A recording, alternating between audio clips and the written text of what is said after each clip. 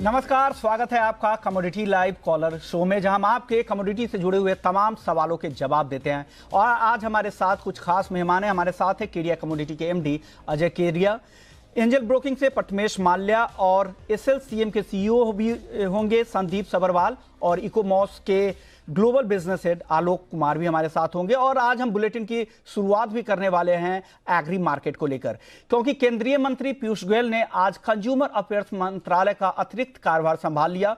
इस मौके पर गोयल ने कई मुद्दों पर विस्तार से बातचीत की। गोयल ने कहा कि सरकार ने प्याज, दाल और आलू की कीमतों को काबू में करने के लिए कई बड़े कदम उठाए हैं। मोदी सरकार ने किसानों की आय दोगुनी करने की भी कोशिश की है और लगातार इस दिशा में कदम उठाए जा रहे हैं। आइए सुन लेते हैं उन्होंने क्या कहा। You are all aware there's been an unseasonal rain which affected several onion producing areas in October.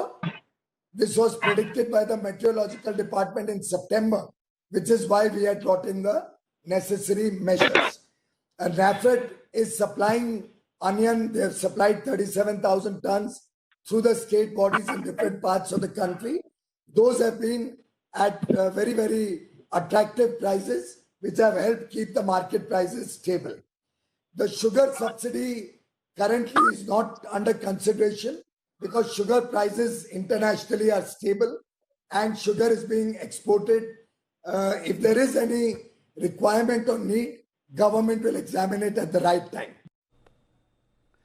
Okay, यानी उनका मानना है कि वो प्याज की कीमतों को काबू में करने के लिए अलग अलग तरह से सरकार फैसले कर रही है। पहले एक्सपोर्ट पर पाबंदी लगाई गई, उसके बाद सीड्स वगैरह पे पाबंदी लगाई गई प्याज की, उसके बाद स्टॉक लिमिट भी लगाई गई है ताकि प्याज की कीमतें काबू में लाई जा सके। और हालांकि अब 4 दिनों के बाद लासलगांव मंडी में भी आज से नीलामी शुरू हो गई और कामकाज भी वहां शुरू हो गया, और उम्मीद की जा रही है कि आने वाले दिनों में कुछ प्याज की कीमतों में राहत मिल सकती है, नीचे की तरफ आ सकता है। लेकिन अभी हम बात कर लेते हैं कि कैसे किसानों की आय दोगुनी की जाए, कैसे पूरी एग्री इंडस्ट्री को कैसे रिवाइव किया जा सकता है। इस मुद्दे पर बात करने के लिए हमारे साथ है एसएलसीएम के सीईओ संदीप सबरवाल जी। संदीप जी, स्वागत है आपका जी बिजनेस पर। नमस्कार मित्तल जी। सर विश्व मोहन, सर सबसे पहला सवाल ये मैं पूछना चाह रहा हूं कि कोविड के दौरान पूरे कोरोना काल में किस तरह की दिक्कतें आई आपकी इंडस्ट्री को वेयर हाउसिंग मैनेजमेंट में लेकर, तो क्या सेंस कर रहे हैं आप? देखिए कि कोविड के दौरान जो पूरी इंडस्ट्री को दिक्कत आई है उसको देखते हुए अपने वेयर हाउसिंग इंडस्ट्री या एग्री इंडस्ट्री में कम दिक्कतें थी, क्योंकि एक एसेंशियल कमोडिटी सर्विसेज में नियुक्त किया गया था। परंतु अगर आप देखेंगे तो ग्राउंड रियलिटी ये है कि transportation, labour availability, connectivity, communication में काफ़ी दिक्कत थी स्टार्टिंग में। वो आप बीच में जाके वो दिक्कतें कम हो गई। Movement of people, movement of warehouse managers, auditors, checkers, quality checking, इसमें जो दिक्कतें हैं वो तो लाजमी हैं, आएंगी, क्योंकि ये एक फिजिकल गुड की मूवमेंट है और फिजिकल गुड की मूवमेंट के लिए आदमियों की मूवमेंट होना ज़रूरी है। और उसमें अगर आपको नॉर्मल ट्रांसपोर्टेशन नहीं है, ट्रेन्स नहीं चल रही हैं, नॉर्मल बसेस की कनेक्टिविटी नहीं है, तो वो सब दिक्कतें तो वेयर हाउसिंग इंडस्ट्री को भी आई हैं।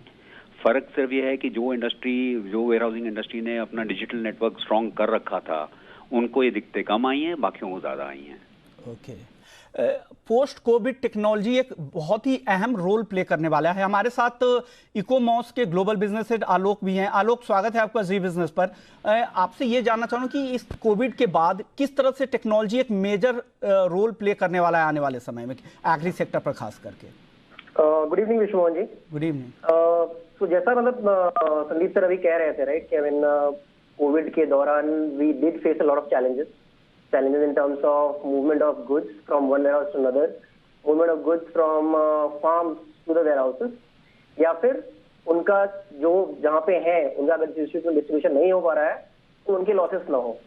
इन सब चीजों में because technology is coming up in a big way, plus जो हमारा फार्म बिल अगर आपने पिछले 1 महीने से चल रहा है उसमें जो चीजें एग्रीटेक कंपनीज को दी जा रही हैं उसकी वजह से बहुत ज्यादा फायदा होने वाला है।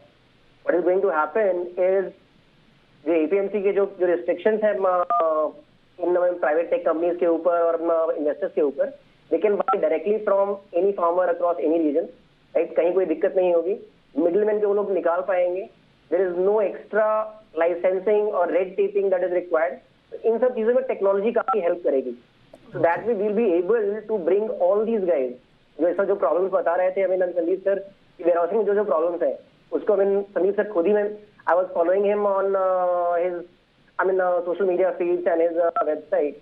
जो चीजें वो कर रहे हैं उसके अलावा बहुत सारे ऐसे टेक्नोलॉजिकल एडवांसमेंट हम लोग कर सकते हैं वेयरहाउसिंग में, स्टोरेज में भी और ट्रांसपोर्टेशन में भी। That is going to help in 2 ways. A, bring the farmers the money that they deserve, and B, cut out a lot of losses which we experience in agri sector, especially perishable goods. वो हम काफी उसको reduce कर सकते हैं। Okay, शुक्रिया संदीप जी और आलोक जी इन तमाम जानकारी देने के लिए कि कैसे टेक्नोलॉजी की मदद से आप एग्री सेक्टर को में एक बड़ा बदलाव कर सकते हैं।